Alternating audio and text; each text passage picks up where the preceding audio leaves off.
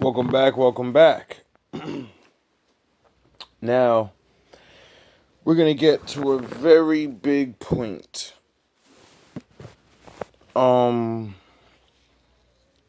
use. I use all these different names like Vegeta and Goku, whatever, because they are the archetypes of what I've seen that it will explain what I have done in my own life with my mind. Now, that may be hard for you to understand, but that's why we watch movies, because we see ourselves in them and we're like, oh wow. That's why we like songs, because we're like, oh wow, how's that like me? You know what I mean?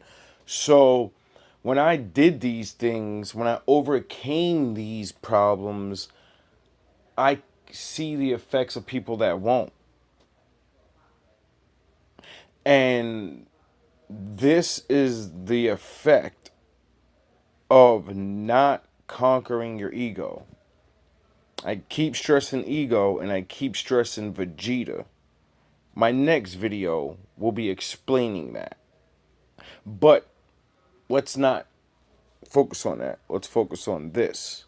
Now, when your ego takes hold of you, yet you don't get wins in life, you become a loser. And when you don't know how to win because options are either taken away and you don't know the way to get it on your own, well, you're going to like live a very sad existence.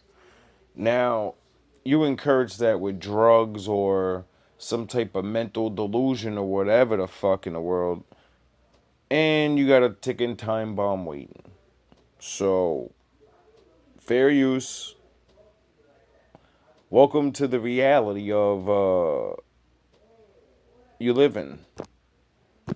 The Joker is a warning of how modern Western society will collapse. And today, this warning is more important than ever, because the movie accurately predicts how revolution will come about in the West. And judging by recent events, we may be much closer than we thought. To see what I mean, Joker gives us 4 clear stages of how modern society collapses, and what will be behind a major revolution in the West. The first stage comes when a society is no longer connected, when communities are destroyed and loneliness is the norm. And we see this in the first section of the movie. The opening shot of Joker starts with a mirrored reflection of our protagonist, Arthur. From the looking glass, we see a sympathetic man displaying a sense of sadness and vulnerability. Now, I'm not saying this is going to cause the end of the world or the end of a city. No. I'm saying that it's going to get dangerous and you better protect yourself. Be ready, work out, stay sharp, stay vigilant. Because if this shit happens and you have a maniac next door to you, well, guess what?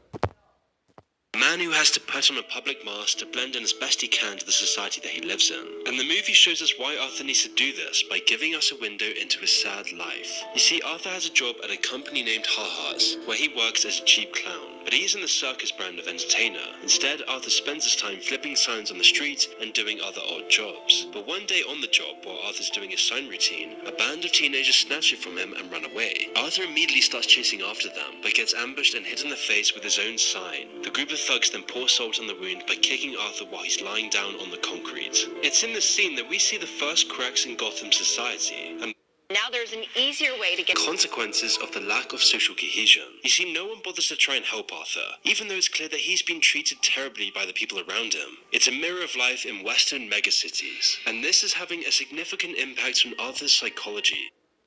Are we in a time where teenagers are like beating people up and going to jail? Yes. Are we in a time where people videotape shit now and do nothing? Yes.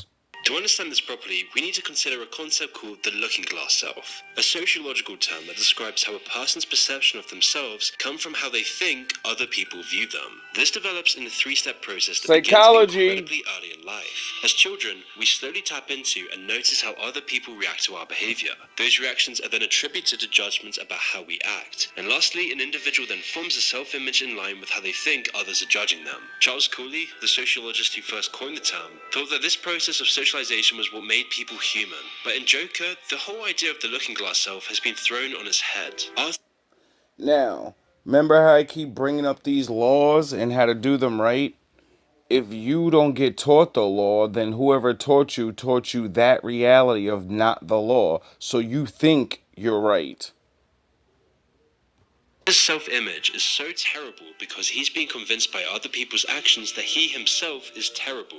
And this creates a positive feedback loop, where every time someone treats Arthur poorly, he mistakenly believes that he deserves it. And a negative self-image like this will only lead to a compounding hatred of oneself. And Joker is just so popular because there are millions of men like Arthur in our world today. Because Oh, really? our entire culture is creating a breeding ground for loneliness, despair, mental illness, where we're bathed in atomizing celebrity at all cost nihilism.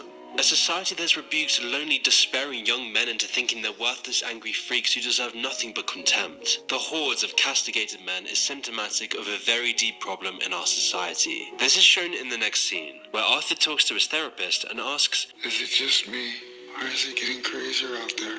But unfortunately, talking to a therapist doesn't seem to be helping his mental health a whole lot. So instead, he tries to get something out of the session by asking for a higher dose of his 7 medications, but all to no avail. He tells his therapist that all he really wants is just to not feel so bad anymore, but finds no refuge in her cold demeanor. Arthur treads a long flight of stairs up towards his apartment where he lives with his mother. She is almost physically immobile, whilst also being mentally unwell, with Arthur being left to take care of her all by himself. Once the two have dinner together, they turn on their favorite TV show, Live with Murray Franklin. Arthur idolizes the host, so much so that he starts imagining what it would feel like to be a monster. Quick background, because I don't know if he says it in it. He finds out that his mother's a fucking whore and lied to him about who his father was, so he strangled her and snapped. The audience. In his daydream, Arthur envisions sitting amongst the crowd and shouting out to Murray, who asks him to stand up. He starts talking about taking care of his sick mother, all to hear inappropriate chuckles coming from the audience. However, Murray immediately settles them down and relates to Arthur's story by talking about how his father left him as a child. I lived with my mother before I made it, just me and her. I'm that kid whose father went out for a pack of cigarettes, and he never came back.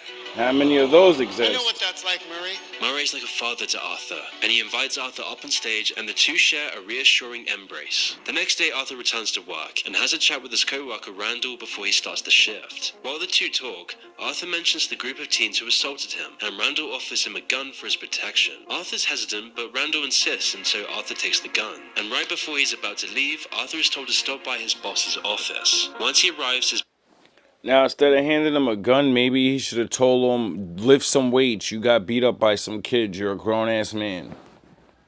boss coldly reprimands him about losing the company's sign the last day. If you don't return the sign, I gotta take it out of your paycheck. Arthur can only put on a phony, empty smile as his boss takes a cut from his wages to pay for another sign. It's How clear many that people Arthur go has through nothing that? going for him. He has no connection to his work. He has no connection to the people around him. He is completely unfulfilled and washed with nihilism. And this is where the second stage of societal revolution enters the picture, the resentment stage. You see, Arthur represents millions of lonely men who have been trodden on by society. Each and every time they're put down, it makes them more and more resentful of the society that has rejected them. This resentment then boils under the surface, and it's clear in Joker that this exact process is happening to Arthur. It adds to the growing resentment within him, and every Remember when I told you, I don't know, any new viewers, I had this story about how I, like, calmed this homeless guy down once, and he told me that if you weren't nice to me, the next person that was mean to me, I was going to stab him. time he's dehumanized like this, it burns away more of his looking glass self. The loneliness and negativity that this creates in both the individual and the society leads to mass resentment. But what is resentment if not a lack of good communication? Our society has ignored Arthur and millions of men like him, but beyond that, the lines of communication have broken down completely. There's no outlet for men like Arthur. There's nothing left for them to turn to. In Michel Thinking Foucault's Man's book, Madness Club. and Civilization, he paints a picture that's strikingly similar to what we've discussed. He states that madness or mental illness isn't purely biological or a chemical problem, but is instead deemed so by the society of the time. Like in our age of cancel culture, where we've been taught that people who think differently are a danger to society and that they must be ostracized and bullied into silence. Oh, You see, really? there's numerous factors contributing to how a society perceives and labels individuals as mentally ill. But for Foucault, this has led to an overly simplistic view on madness as a whole. The practice of rejecting those who think differently has deprived people of the ability to interact with outsiders, and this fracture in dialogue leaves many people unable to talk about or even really comprehend the underclass's problems and the reasonings for their disillusionment. And this of course only leads to more loneliness and isolation for those living on the outskirts of society. Oh, Which is why the really? Joker holds a mirror on how a society that shames young men is in fact responsible for the consequences that this brings. A hollow, meaningless, synthetic culture that shows nothing but vicious hostility towards true expression and authenticity. Know what my father calls it? The Great Divide. And this lack of effective public dialogue is clear in Joker. Arthur is constrained by the clinical apparatus of therapy that has become his only place of solace from society. In this first scene with the therapist, it's clear that Arthur isn't getting any actual help from the system. He Oh, still really? feels awful all the time, and it seems like his medications aren't even doing what they're supposed to. What Arthur really needs I wonder why I didn't take no treatments, because I was already learning this shit on my own about depression at a very young age, because I was going through this shit, didn't know what was wrong with me. And I grew up on the Joker and Batman and all these other things I keep telling you about, and I see my reflection in them, and I'm like, oh, you really can fix yourself. deep down is friendship, love, and community. All the things that the radical atomization and breakdown of modern society destroys. Arthur has no one to talk to or any way to meaningfully express himself. Yeah, me and it's neither. tearing him apart. But as Foucault said, there's no dialogue with people on the fringes anymore. And that is what causes growing resentment in society, when huge swaths of men are completely detached from the world around them and pushed into the shadows. We see this in the next Shadow scene, when realm. Arthur takes his anger out on a nearby dumpster by violently kicking it on. Living with opioid addiction. Just as Arthur is about to take the elevator up to his room, he stops the door from closing after a woman asks him to hold it. Introducing herself as Sophie, she's joined by her young daughter, and she begins making small talk with Arthur. This comes as a shock to him, and Arthur has trouble maintaining composure. After Sophie makes some joking notions about the awful state of their building, she mimes shooting herself in the head, and this little hand motion sends Arthur head over heels for her. You see, so far in the movie, Arthur's only meaningful connection has been with his mother, so when a woman shows him some genuine affection or at least treats him like a human being, this 180 makes Arthur immediately fall for her. But he isn't exactly in love with Sophie, since he barely knows her. Instead, Arthur is in love with the idea of what she could be.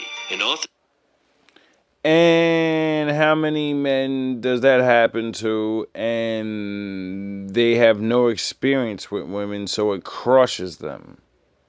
mind, Sophie is an image of perfection and safety rather than an actual person. She's the escape from Arthur's horrible dystopian life, and yet due to his anxieties, Arthur hedges his bets and doesn't talk to her any longer, as she could either outright reject him or turn out not to be the person he had imagined, because she is the only ray of joy to come into his dreary, hollowed-out existence.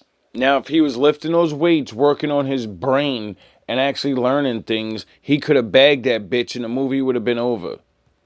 And if he squashed that, he'd have nothing left. Because Arthur doesn't have higher purposes or goals. His life consists of feeling inadequate, feeling numbed on medication, living a boring existence, all so that he can seek relief from the tedium by intervals of pleasure. And these pleasures and joys are uncertain and brief. So Arthur has to... This is why I say put down the drinking and the drugs and work out. Use your brain, because it's holding you back from the life you want. grab any joy he can and drown out the realization that his whole life is futile and meaningless. No, it's and not. it's this sort of thing that actually leads to things like incels and OnlyFans. Oh, this really? phenomenon has grown immensely in the past few years, something that we haven't seen before in hundreds of years of history. And this is a result of a huge section of society. So if the men are going Joker, I guess the women are going Harley Quinn. Oh yeah, I did a video on that. completely detached from the people they see on a daily basis. It's this loneliness and not having any goals that makes people do crazy things to nourish their soul. But these solutions are always only temporary. They fall through the hands. We see these solutions, we see these glimpses of pleasure as mere projections. In the case of OnlyFans, a viewer is merely projecting what they want to see onto a woman. And this is just a symptom of millions of men who lack any meaningful romantic connections. These men are everywhere, men who have fallen through the cracks of society and have been reduced to depressed hedonists. But of course, these solutions are never sufficient substitutes for real human connection. And like almost all pleasures, they end up leaving you feel empty inside. You see, all the factors that we've talked about contribute to the massive problem of loneliness. And this feeling gives way to a bitter hatred for the society that isolated them. And this is yet another. Now, why do you think I keep saying when you're in your loneliness, you need the Bible, you need the Father, you need these laws, you need to not be on drugs? Why? Because it'll teach you to be alone like a real fucking man and take that shit. The way that resentment has been brewing in our society. There are more than things to do in the world than women. And matching the real world, Arthur also seeks a parasocial relationship with Sophie and starts stalking her from afar. That is until she notices and stops by Arthur's apartment afterwards, questioning if he was following her around. Are you following me today? Arthur has no idea how he's going to get out of this predicament, and so he admits what he was doing. Although strangely, Sophie doesn't seem too bothered by all of this, and so Arthur invites her out to a nearby comedy club as he's been practicing his craft and finally has the confidence to perform. However, it all goes awfully. The only thing that goes right is Sophie being the only one to laugh in the audience. Be a comedian.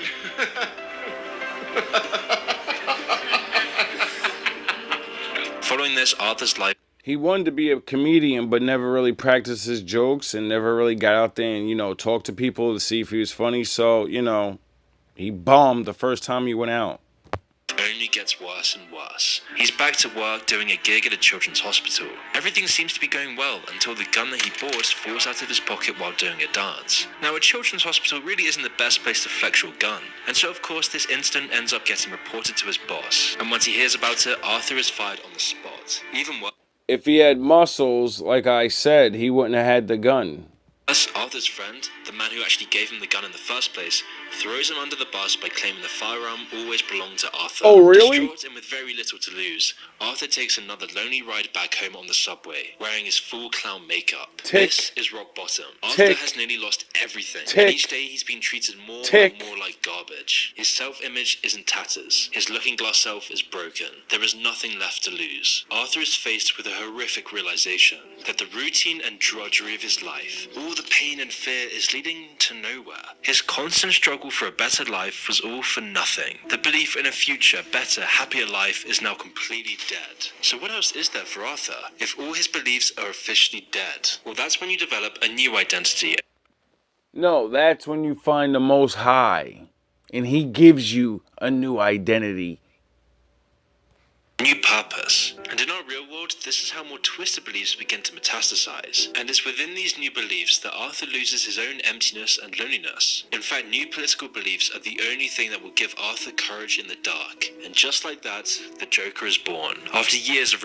And this is why I say all of you have a mask on, you're all broken, and you think you know yourself, but I see through you.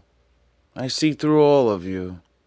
resentment, Arthur is ready to explode, and something is about to push him off the precipice. It all begins while Arthur is minding his own business, and suddenly notices a group of 3 well-dressed men harassing a lone woman. These men are rich yuppies, and they're using their power to exploit this vulnerable woman. It's a microcosm of Arthur's wider political views, and with the stress of the day finally reaching Arthur's head, he unintentionally starts laughing, to which the group of men take notice. Shifting their attention, they now start toying with Arthur, eventually transitioning to a full-on beatdown. But little do they know, the clown has finally reached a breaking point, and Arthur pulls out a weapon and immediately shoots 2 of them, and injuring the last one. High off the adrenaline, Arthur then makes his way to the stairs where the last man fled and proceeds to finish him. But contrary to what most might feel after taking the lives of multiple people, Arthur now finds a strange sense of peace, and he begins dancing alone in front of a bathroom mirror. Due to the victims being high-profile Wall Street yuppies, news of this quickly spreads to the top of Gotham's political ladder. One of the leaders, Thomas Wayne, aligns himself fully against this and labels those who oppose him clowns. But little does Gotham realize that this incident has lit a fire under the city.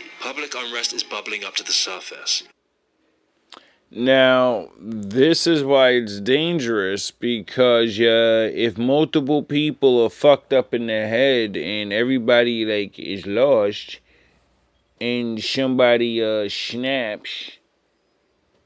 It's becoming harder and harder to prevent. It seems like just like that, thousands and thousands of people hide behind clown masks. And these clowns aren't just thugs. They are the consequence of a society that has turned their back on the underclass. A generation of frustration, anxiety, agitation, and repulsion to modernity's supposedly high standard of living. A standard of living that solely comprises of a violent and complex stimulation of sense at every second of the day, causing the need for more and more violent stimulation. A generation that craves distraction. As many distractions as can be crammed into the shortest possible time, all while living a life completely isolated from everyone, with no attachment to their neighbor or society.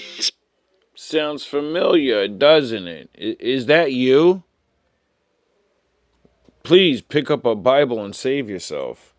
Becoming a simple reality for millions of these people that there is no longer a belief in the society that they live in. The binding traditions of the society they live in are no longer enough to fortify the So $1 and a dream and a phone. in happiness. And so the only way out of their despair requires a complete revolution. Which leads us on to the third step of Western revolution, social unrest. You see, when a society and its habitants become too harsh, it pushes more and more people out of it. And when the loneliness and resentment get to be too much for people to handle, cracks in the society start to show. And the next scene of Joker gives us an insight into what causes this. It's shortly after this point that Arthur goes to see his therapist once more. And lots of what he says points us to another influential thinker on madness. R.D. Laing is a controversial figure in psychiatry, but one of his core theories matches what Arthur says in this scene exactly. Arthur mentions that he, quote, didn't know if he really existed. And you see, R.D. Laing theorized that one of schizophrenia's underlying causes is ontological insecurity, which means not being sure whether you actually exist. And as a defense mechanism to this existential problem, the self fractures into multiple pieces. In Joker, we see this happen literally, as Arthur's life devolves into chaos and he becomes increasingly unsure of what's really happening. With his personality splintering into two, Arthur and his new identity, the Joker. But here we can see a change in Arthur. He seems to have confirmed to himself that he really does exist, and the reason why is clear. He has found proof from the chaos itself that he created. His first meaningful impact on society wasn't done by Arthur, but by this new Joker. And this process also happens in the real world every day in the form of political radicalization. Men who have nothing to live for fall into an existential crisis, and often the solution they find is ideology, whether that be intellectualism or political extremism. But all of these ideologies offer a destructive outlet for resentment disguised as a belief system. And if enough people get swept up by this new ideology, if enough people want to tear down the society they hate, it can directly lead to unrest, violence, and revolution. That's why I want to leave. Arthur gets a visit from a couple of detectives investigating the subway murders. The I duo don't starts want no grilling him, but sauce. Arthur is able to hold it together My and get them to father leave. said Shortly leave. after, he finds that his mother has been hospitalized because of a severe illness. Once he pays her a visit, he sees that none other than Murray Franklin is live on TV, making a mockery of his stand-up. And while it seems like Murray is going to cancel Arthur, he actually receives a phone call moments later inviting him on the show. He reluctantly accepts, but then suddenly gets a bright, twisted idea after hanging up. Instead of going along with the inevitable public humiliation, Arthur will instead send everyone a message by ending himself on live TV. This is how he shows how sick the society has become, and he will sacrifice himself to do this. And you see, this is the turning point, where the Joker begins truly spiraling into madness. Firstly, after talking to Mr. Wayne, I think there was a guy that's really famous. They got a book on him. He sacrificed himself too for a lot of people. And I keep saying, don't do that. Arthur soon discovers that his mother was never actually his biological parent, and that he had been an orphan this entire time. And he later learns through confidential documents that his mum regularly abused him as a baby and had cooperated with her boyfriend while doing so. The straw that broke the camel's back was the mention of a head injury that was the probable cause of Arthur's laughing condition. After this is revealed, Arthur makes his way up to the hospital and takes away his mother's life. Things take an even worse turn once Arthur visits Sophie in her apartment, who appears terrified at just the mere sight of him. Arthur attempts to make some conversation, but she responds by saying she doesn't even know who he is, because their whole relationship was just a delusion. Although fortunately for Sophie, Arthur is able to somewhat gather himself and leave without hurting her. By this point in the story, Arthur's self is truly degrading. Possibly the last good things in his life have dissolved in a matter of moments. Because when he lost him fucking self in the shadow realm, he broke his mind. And every day it went more and more. He fucking makes up stories in his head and he starts believing it. Psychologists call it some weird shit. I forget what it is. But once a motherfucker starts making shit up in their head like that, That's why the Most High says you need him as your rock and your foundation. Because the truths that he proves to you, the walk that he makes you take, it refines your existence, and it makes you understand that you are important even without a fucking woman, even if you have nothing.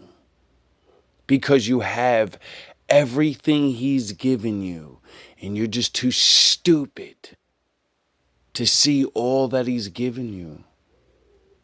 All the magnificence. Because you keep thinking that you gotta have this and you gotta have that. You were perfect the day you were born. Because he made you.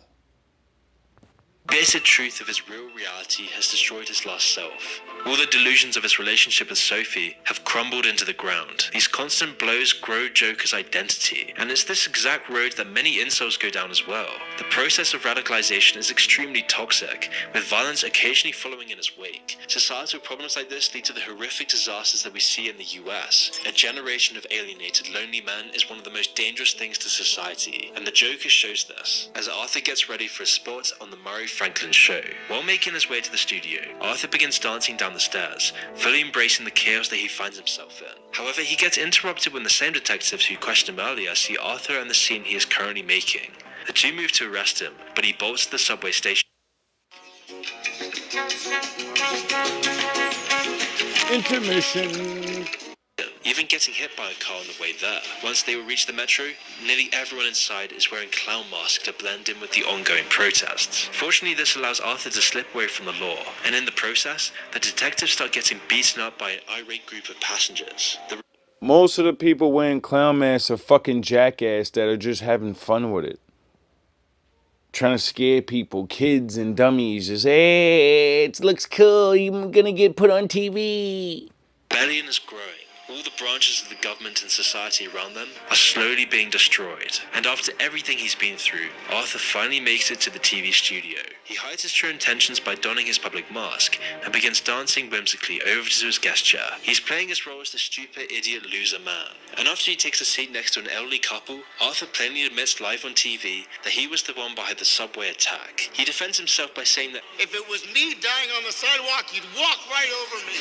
Obviously, a well-connected and influential man like Murray Franklin isn't very convinced by these justifications, because he is the top of society. He is the elite, the status quo. He's the one reaping the rewards of this sick society. And Arthur has already made up his mind about what he's going to do next. So he asks Murray if he wants to hear another joke. What do you get when you cross a mentally ill loner with a society that abandons him and treats him like trash? You get what you deserve, as he proceeds to air Murray in the face live on air. This is the final stage of revolution. The trigger. It's that one action that brings down the House of Cards. For Arthur, this is the final release of all the pent-up anger and resentment that's been boiling up inside of him. A twisted catharsis to get back at the society that treated